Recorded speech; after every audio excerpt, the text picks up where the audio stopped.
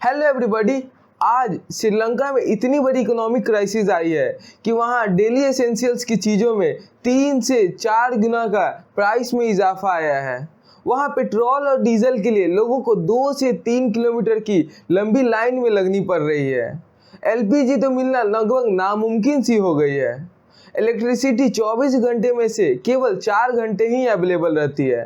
तो ऐसा क्या हुआ श्रीलंका के साथ कि उसे इतनी बड़ी इकोनॉमिक क्राइसिस से गुजरना पड़ा। श्रीलंका में हालात बहुत खराब हैं। वहाँ इमरजेंसी के साथ 36 घंटे का पुलिस कर्फ्यू भी लगा हुआ है। खाने पीने के सामान की कमी के साथ लोग पेट्रोल डीजल की कमी से भी जूझ रहे हैं। श्रीलंका के गुस्साए लोगों ने राष्ट्रपति के आवास पर धावा बोलने की कोशिश की, जहां उनका सामना पानी की तेज बौछारों और आंसू गैस के गोलों से हुआ। इकोनॉमिक क्राइसिस से as a neighbouring country India को क्या नुकसान हो रही है और क्या नुकसान आगे हो सकती है, इसे डिस्कस करते हैं। तो आइए इस वीडियो को स्टार्ट करते हैं। तो अगर बात करें कि अभी श्रीलंका में इतने बड़े इकोनॉमिक क्राइसिस के बाद लोगों को क्या प्रॉब्लम फेस करनी पड़ रही है, तो पहली प्रॉब्लम है पावर कट। श्रीलंका में भी केवल 24 घंटे में से 4 घंटे ही इलेक्ट्रिसिटी सप्लाई होती है।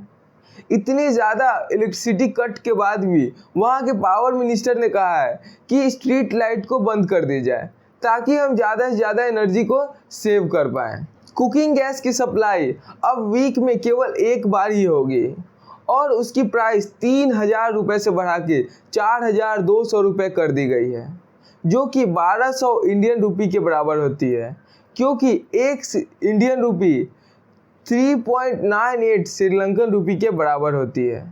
लो फॉरेन रिजर्व्स होने के कारण अभी श्रीलंका बाहर से कोई भी चीज़ इंपोर्ट नहीं कर पा रही है, जिस कारण से बहुत नए प्रॉब्लम्स बाहर निकल के आ रही है, जैसे कि इन्फ्लेशन। पिछले महीने ही 25% की इन्फ्लेशन देखी गई है श्रीलंका में, जिस कारण से चीज़ों के प्राइसेस बहुत ज़्यादा रैपिडली ऊपर जा रही हैं। जैसे कि वहाँ चीनी 290 रुपये किलो, चावल 290 रुपये किलो, मिल्क पाउडर 1500 रुपये किलो के पार चली गई है। इतने महंगाई बढ़ने के कारण अब लोग देश छोड़कर जाने पे मजबूर हो गए हैं। अभी हाल में ही एक इंसिडेंट देखा गया है कि 6 रिफ्यूज़ी, उसके बाद एक और ग्रुप 10 रिफ्यूज़ी की, यानी total of 16 refugee Tamil Nadu coast के पास में इंडियन कोस्ट गार्ड के द्वारा रेस्क्यू किए गए हैं। इस स्थिति को देखते हुए भारत ने श्रीलंका को $1 बिलियन की क्रेडिट लाइन इशू की है, जिससे कि वो इंपोर्ट कर पाएगा एसेंशियल्स गुड, फूड और मेडिसिन्स। इस $1 बिलियन की पहले भी इंडिया 500 मिलियन के डीजल श्रीलंका को प्रोवाइड कराया था। श्रीलंका केवल भारत से ही नहीं, वो चीन से भी हेल्प मांगने की रिक्वेस्ट कर रहा है। उन्होंने 2.4 बिलियन की रिक्वेस्ट की है और उनका जो पहले $4 बिलियन का लोन रीपेमेंट नहीं हुआ था, उसे भी रीस्ट्रक्चर करने की रिक्वेस्ट की है। लेकिन सवाल यह उठता है कि आखिर किसी देश को इतनी बड़ी इकोनॉमिक क्राइसिस देखनी ही क्यों पड़ी। तो इसके बहुत सारे रीज़न हैं। उसमें से एक रीज़न है टेरर अटैक। 2018 की रिपोर्ट की माने तो Sri Lanka one of the most favourite spot थी टूरिस्ट के लिए और 2.4 मिलियन लोग श्रीलंका विजिट किए, जिससे कि श्रीलंका को 10 से 12% की एनुअल रेवेन्यू कलेक्ट होती थी। लेकिन 2019 में लगातार 6 जगह पे बॉम्ब ब्लास्ट हुए, जिसमें कि 290 लोगों की जान गई। उसमें 45 फॉरेन सिटीजन्स थे, जिस कारण से लोगों का सिक्योरिटी के प्रति ट्रस्ट बहुत ज़्यादा कम हो गया। और हद तो तब हो गई जब कोविड आया। तब लोग लॉकडाउन के कारण कहीं विजिट नहीं कर पा रहे थे, इसी कारण इनका टूरिस्ट का रेवेन्यू एकदम ज़ीरो हो गया। लेकिन हम इस क्राइसिस के लिए सिर्फ टेरर अटैक को जिम्मेदार नहीं ठहरा सकते हैं। कुछ गलतियां गवर्नमेंट से भी हुई, जो कि है कि इन्होंने अचानक से 100% ऑर्गेनिक फार्मिंग पे शिफ्ट करने का निर्णय लिया, जिसके कारण इन्होंने 100% बैन लगाया सिंथेटिक फर्टिलाइज़र और पेस्टिसाइड्स पे। इसके लिए इन्होंने यह दलील दिया कि इससे हम ज़्यादा से ज़्यादा फॉरेन रिजर्व्स को बचा सकेंगे और इंपोर्ट भी बहुत ज़्यादा कम हो जाएगी। लेकिन हुआ जस्ट अपोजिट। यह चावल खुद ही सेल्फ सफिशिएंट थे अपने देश के लिए प्रोड्यूस करने के लिए, और टी जबकि ये एक्सपोर्ट करते थे, इतना एबंडेंट अमाउंट में ये प्रोड्यूस करते थे।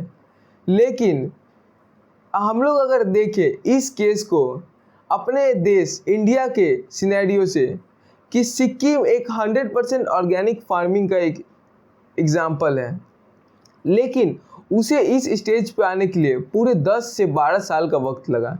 लेकिन इन्होंने अचानक से सारे निर्णय लिए।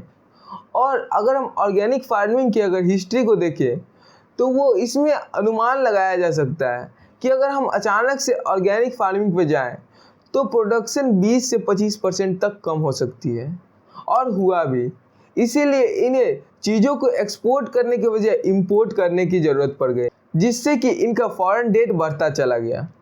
अगर इनके गवर्नमेंट की दूसरी और सबसे बड़ी मिस्टेक की बात करें तो वो थी कि इन्होंने वैट को 15% से घटा के 7% कर दिया, जिससे कि इनका कहना था कि इससे हमारी रेवेन्यू बढ़ेगी और इससे लोग की कंज्यूमिंग पावर भी बढ़ेगी। लेकिन हुआ जस्ट अपोजिट। इनके ये रूल लाने के 6 महीने बाद ही कोविड आई और लोग लॉकडाउन के कारण बाहर निकल ही नहीं पा रहे थे। तो आखिर लोग कंज्यूम क्या करेंगे? लोग के फाइनेंशियल सिचुएशन भी उतनी अच्छी नहीं थी कि वो बाहर से चीज़ों को ज़्यादा से ज़्यादा कंज्यूम करें, जिससे कि गवर्नमेंट को एक बहुत बड़ा रेवेन्यू लॉस का सामना करना पड़ा और इन्हें और फॉरेन लोन लेने की ज़रूरत पड़ी। अगर हम दूसरे कारणों की बात करें जिससे कि ये क्राइसिस आई, तो वो थी फॉरेन पॉलिटिक्स। इस फॉरेन पॉलिटिक्स का सबसे बड़ा ब्लेम जाता है चाइना को। आखिर चाइना को क्यों जाता है? क्योंकि चाइना ने लगभग 70% श्रीलंका के मेगा प्रोजेक्ट को फंड किया, जिसमें कि ज़्यादा से ज़्यादा प्रोजेक्ट फेल कर गए और इन पे लोन रीपेमेंट का बहुत ज़्यादा दबाव आ गया। अगर एक एग्जांपल लेके चलें तो हाल में ही एक किस्सा बहुत ज़्यादा वायरल हो गया कि चाइना ने श्रीलंका को हम्बनटोटा पोर्ट बनाने के लिए $1.4 बिलियन की लोन दी। लेकिन उस लोन को रीपेमेंट नहीं करने के कारण उस पोर्ट को चाइना ने कैप्चर कर लिया और उसे 99 ईयर के लिए लीज पे ले लिया, जिसके लिए बहुत ज़्यादा विवाद भी हुआ था कि हमें अपने देश को नहीं बेचना चाहिए। और इसी कारण श्रीलंका की करेंसी की वैल्यू लगातार गिर रही है। अगर हम $1 की बात करें तो वो अभी 300 श्रीलंकन रुपए के पार चली गई है। लेकिन हम इन सब चीज़ों के लिए किसी एक को ब्लेम नहीं कर सकते, जैसे कि चाइना, गवर्नमेंट या फिर टेरर अटैक। श्रीलंका में सारी चीज़ें इतनी फास्ट और कोइंसिडेंटली एक साथ हुई कि इन्हें संभलने का मौका ही नहीं मिला, और जो बची कुची कसर थी वो कोविड ने पूरी कर दी, जिससे कि इन्हें बहुत ज़्यादा प्रॉब्लम का सामना करना पड़ा और ये इतनी बड़ी इकोनॉमिक क्राइसिस के कगार पे आ गए। सो आशा करते हैं कि श्रीलंका के लोगों की लाइफ स्टाइल पहले की तरह हो जाए और यह इकोनॉमिक क्राइसिस बहुत जल्द कंट्रोल में आ जाए। So that's it, take care, bye.